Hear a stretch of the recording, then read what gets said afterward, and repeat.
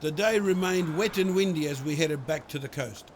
James, we're here on this beautiful winter's day in the middle of summer to meet whom? Diane Bernard, the seaweed lady of Sooke. And Chef has told us to gather some edible seaweed for tonight's dinner. Oh, Diane, look, what have we got here? This looks stunning. Well, thank you. It is. And this is the classic seaweed of the West Coast.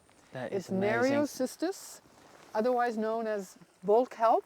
Dear God. And I just want you to see Oh, the Rumpelstiltskin. weight. Yeah. Let down your hair. Yes, isn't it Wow. gorgeous? It's like tresses. Oh, feel this. Feel how sensitive And this is that edible. This is edible. It is. It's actually a little salty, so I don't. This is not one of my favorite seaweeds to eat, but it's just so dramatic.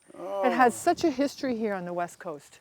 First Nations, used to dry this part here, and they would use it like a vessel to pour their ooligan oils, their fish oils.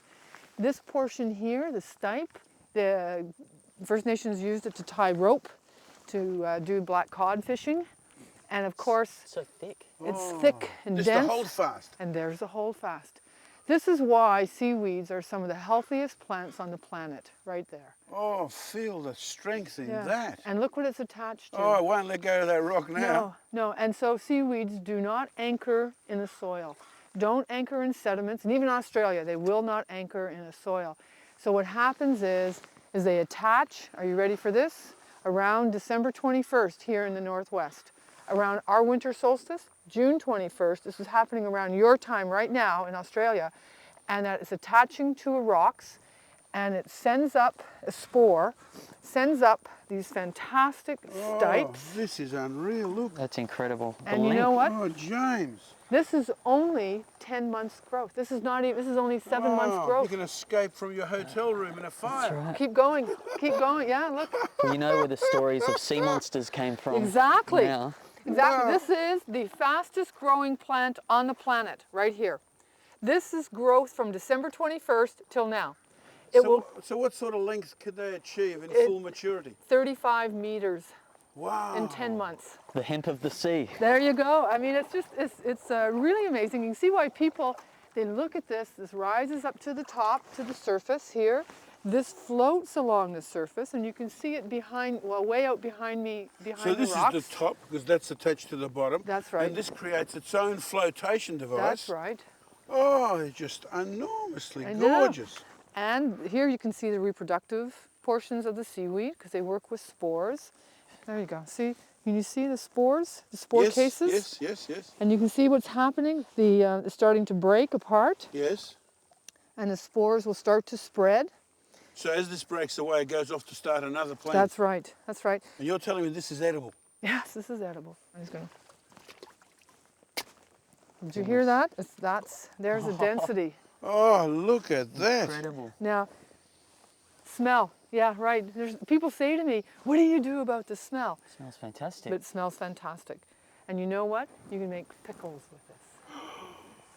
It's perfect for pickles. Talk to Edward when you get there, because we'll give him a piece and he can slice it up and you can make pickles. Tell you what, it's not bad. Did you try it? I was A going to little say. bit. Very salty. So I've got to do that too now. Can you hear the sound? It's fantastic. People think of seaweed as being soft and ooey and kind of gooey, but they're not. Oh, wow. It's a little do you think? impractical for a lunchbox, but Yeah. you know, And you can. You shave this on a salad, it's you wouldn't have to put salt and it's pepper on it. exquisite. That's right. And it's so full of vitamins and minerals that it's excellent to eat. Let's have a look at some of the others you've... Yeah. Oh, I have one more to show you just for high drama. Take a look at this one. Oh, look. Let's make a dress. Yes.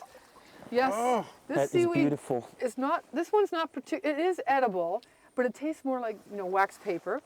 But, I take artists out here and they'll harvest these seaweeds and then they spray them with different paints and then press them to make beautiful prints. Well, Costeria costata and Costerio costata. yeah, how do you like that? Oh, it sounds like a chop. Fits right in with the Italian culture there. Sometimes people say, "Oh, you've got alligators," it floats along, But you can see where people have, like you're right, monsters and of the ocean and why. Wow. And Let's eat some more. I Let's go saw a get some couple more. over here that interest me enormously. Welcome to my little table here. All right, Smorgasbord. we're going to take a look. I want to show you the green seaweeds. And this is Ulva lactuca, but it's locally known as sea lettuce. Wow. And you can see brilliant green. It It's is. so different from the brown kelps. Almost translucent. It is, and when you cook with this, it can sort of go like shrink wrap. And let's just try a little taste of it. Here you go. Thank you. The appetizer. Yep, try that. Wow. It's a little tough. This seaweed here I want to show you is Alaria. Here's a nice piece right here. Valeria, what a lovely name. Yeah, they are. They're gorgeous names. You don't have to make them up. They're beautiful. You know, sea lettuce, Ulva lactuca, Costeria costata, Nereocystis. But this one here I want to show you. This is wakame, you know, in Japan. But here on our coastline, we call this Alaria. And locally it's called winged kelp. But I want to, look at the puckering on that. Beautiful. And you can imagine there's a bit of wind and how the seaweed has to rise up in the water column and take its nutrients directly in from the ocean. That's why it's so important for us to have clean oceans. And what I'm going to do is just take off a piece here. Here we go. Thank you, Diane. You're welcome. Oh, that's a much happier chew, too. Isn't that nice? Yeah, it's lovely. That's a nice one. So much more crispy than I expected. Yes. And people, the smell, sometimes they get the smell of rhubarb. They're more vegetable than fish-like. Oh, yeah. What do you think? Wow. Well, instead of a fox fur, you wear this around your That's neck. right. This is egregia, Latin for remarkable. Agresia. That's right, and locally known as feather boa. Just like the big bull kelp had the bulb, the Alaria is nice and thin and wide, so it gets up in the water column. These have to have little floats, and they're actually quite delicious. I picked my own. Yeah, good. How did you like it? Very nice. Well, this is absolutely fascinating. That was extraordinary, Diane. I can honestly say, completely unique experience. Seaweed lady, we are fascinated beyond belief. We can't wait to meet Chef and to discuss the wonderful ways to enjoy this. I'm so pleased. I'm so glad.